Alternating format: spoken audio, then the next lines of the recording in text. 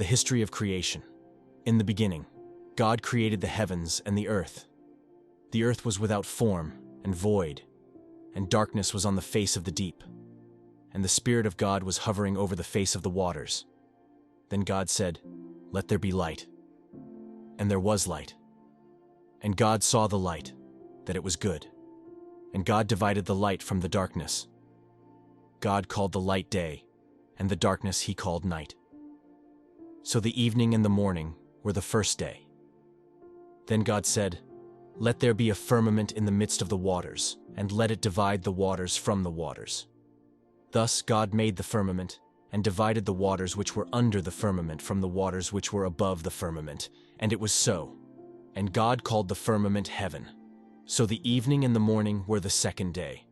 Then God said, "Let the waters under the heavens be gathered together into one place, and let the dry land appear." And it was so. And God called the dry land earth, and the gathering together of the waters he called seas. And God saw that it was good.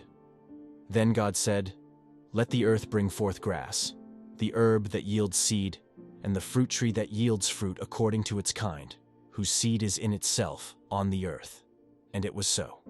And the earth brought forth grass, the herb that yields seed according to its kind, and the tree that yields fruit, whose seed is in itself according to its kind. And God saw that it was good. So the evening and the morning were the third day. Then God said, "Let there be lights in the firmament of the heavens to divide the day from the night, and let them be for signs and seasons and for days and years, and let them be for lights in the firmament of the heavens to give light on the earth." And it was so. Then God made two great lights, the greater light to rule the day, and the lesser light to rule the night. He made the stars also. God set them in the firmament of the heavens to give light on the earth, and to rule over the day and over the night, and to divide the light from the darkness. And God saw that it was good. So the evening and the morning were the fourth day. Then God said, "Let the waters abound with an abundance of living creatures, and let birds fly above the earth across the face of the firmament of the heavens." So God created great sea creatures and every living thing that moves, with which the waters abounded according to their kind, and every winged bird according to its kind. And God saw that it was good.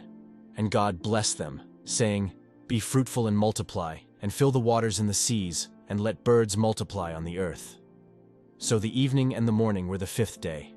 Then God said, "Let the earth bring forth the living creature according to its kind, cattle and creeping thing and beast of the earth, each according to its kind." And it was so. And God made the beast of the earth according to its kind, cattle according to its kind, and everything that creeps on the earth according to its kind. And God saw that it was good. Then God said, "Let us make man in our image, according to our likeness. Let them have dominion over the fish of the sea, over the birds of the air, and over the cattle, over all the earth, and over every creeping thing that creeps on the earth." So God created man in his own image. In the image of God, he created him. Male and female, he created them. Then God blessed them, and God said to them, "Be fruitful and multiply. Fill the earth and subdue it.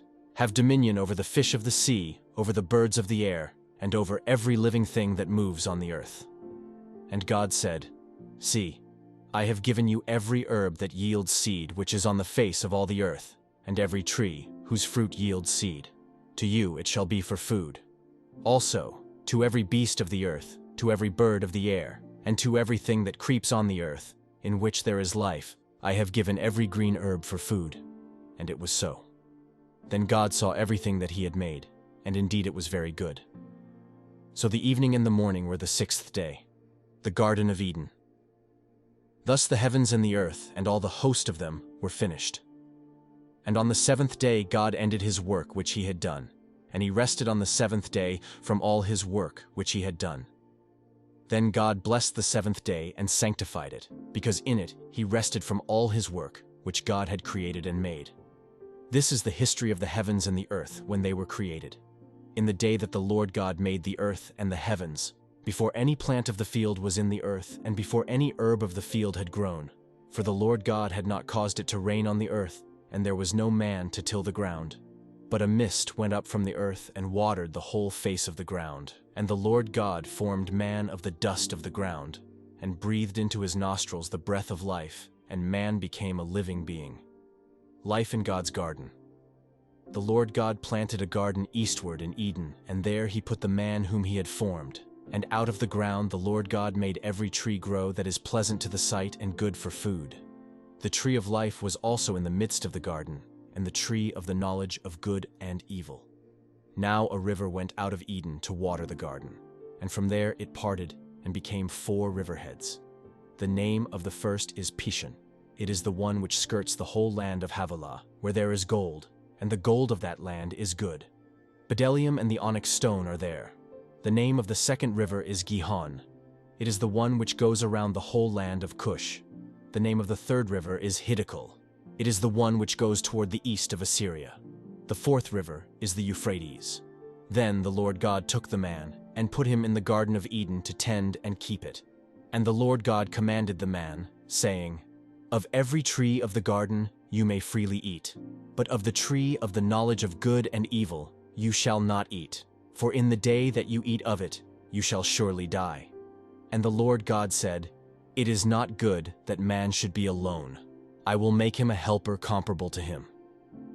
Out of the ground the Lord God formed every beast of the field and every bird of the air, and brought them to Adam to see what he would call them. And whatever Adam called each living creature, that was its name. So Adam gave names to all cattle, to the birds of the air, and to every beast of the field. But for Adam there was not found a helper comparable to him. And the Lord God caused a deep sleep to fall on Adam, and he slept. And he took one of his ribs, and closed up the flesh in its place. Then the rib which the Lord God had taken from man he made into a woman, and he brought her to the man. And Adam said, "This is now bone of my bones and flesh of my flesh. She shall be called woman, because she was taken out of man. Therefore a man shall leave his father and mother and be joined to his wife, and they shall become one flesh." And they were both naked, the man and his wife, and were not ashamed.